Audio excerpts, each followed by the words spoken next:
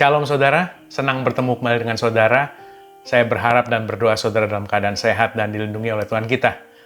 Tema devotion saya hari ini adalah memancing di air keruh. Saya yakin saudara semua familiar dengan istilah ini. Saya ingin mengajak saudara untuk membaca satu ayat di dalam Amsal 15 ayat 1. Dengan jawaban yang ramah, kemarahan menjadi reda. Jawaban yang pedas membangkitkan amarah. Saudara, ayat ini sangat aplikatif dalam kehidupan kita sehari-hari. Tentunya di dalam berkomunikasi dengan sesama kita, saudara.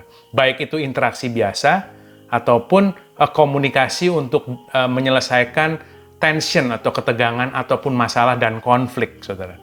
Dan di dalam cara-cara kita berkomunikasi, kata-kata yang kita gunakan, intonasi yang kita pilih, bahasa tubuh yang kita keluarkan pada saat kita berkomunikasi, itu semuanya adalah pilihan saudara.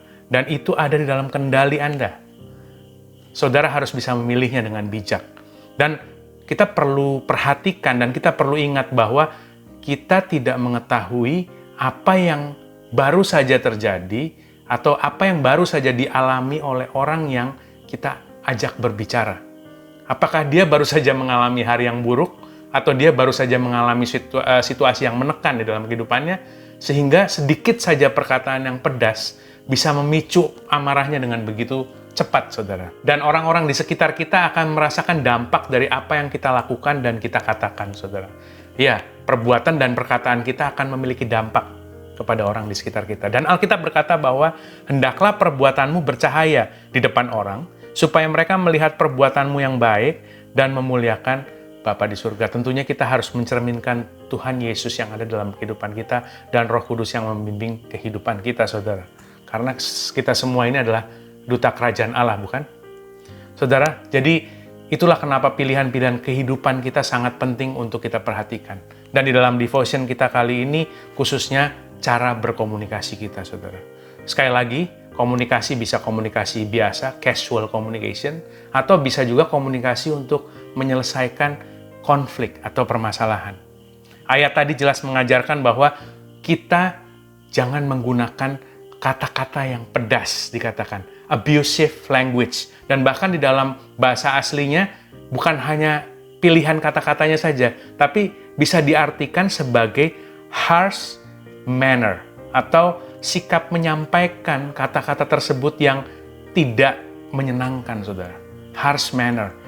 Karena kombinasi daripada perkataan yang pedas ditambah dengan sikap menyampaikan yang tidak menyenangkan itu berpotensi untuk menimbulkan sebuah ketegangan yang tidak perlu atau malah menimbulkan masalah baru yang akan Anda hadapi. Jadi bukan malah masalah itu selesai, tapi muncul suatu masalah yang baru. Jadi saudara, improve your argument. Do not raise your voice.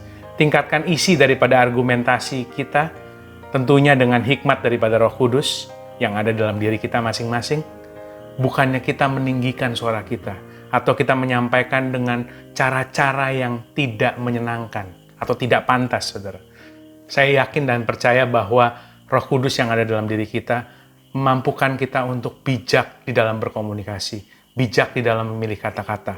Kata-kata yang bisa meredamkan amarah, bukan yang bisa menimbulkan amarah terhadap orang-orang yang ada di sekitar kita. Tuhan Yesus memberkati saudara. Amin.